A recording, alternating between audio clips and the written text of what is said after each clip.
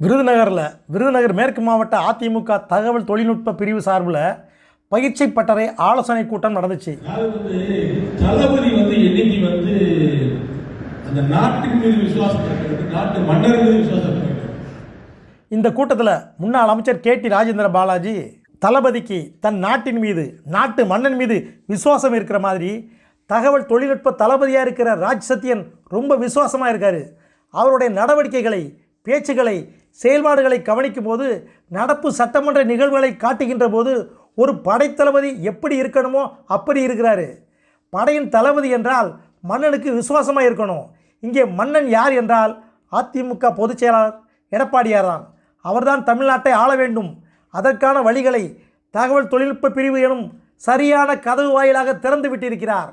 தோழர்களை பக்குவமாக அரவணைக்கிறார், அற்புதமாக வகுப்பெடுக்கிறார். தகவல் தொழில்நுட்ப பிரிவில் இருக்கவங்க அண்ணன் தம்பி பாசத்தோடு ஒரு குடும்ப உறவோடு இங்கே இருக்காங்க. கட்சிக்காக உழைக்கிறவங்க அதிமுகவில் வளர முடியும். வேறு எந்த கட்சியிலையும் இந்த அங்கீகாரம் கிடைக்காது.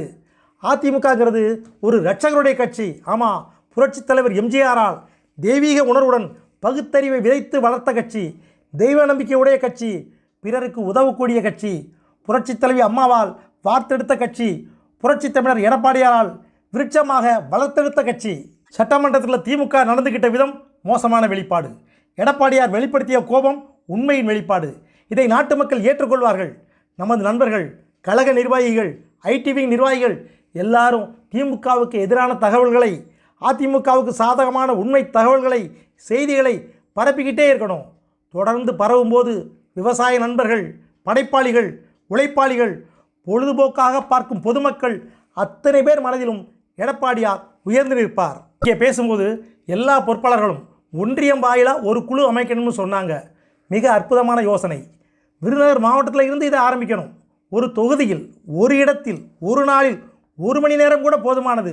ஒவ்வொரு தொகுதியிலும் 100 பேர் சேர்ந்தால் புதியதொரு சகாப்தத்தை தொடங்கிடலாம்.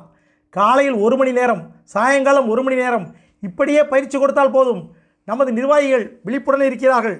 நாங்களும் தெளிவாகிவிட்டோம். இந்த பயிற்சி பட்டறை ஆலோசனை கூட்டத்தில் எல்லாரும் ஆர்வமுடன் இருக்காங்க. வெளியே வடை சாப்பிட போனவங்க கூட என்னமோ ஏதோ நடக்குதுன்னு ஓடி வர்றாங்க. எல்லா விஷயங்களும் டக்குன்னு தியேட்டரில் படம் பார்த்த மாதிரி இங்கே ஓடிக்கிட்டு இருக்கு. என்னென்னவோ பண்ணுறாங்க. நம்ம கட்சி கம்ப்யூட்டர் கட்சியாக வளர்ந்துருக்கு.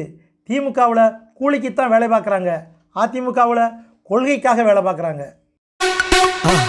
மறக்காம சர்ப்ரைஸ் பண்ணுங்க.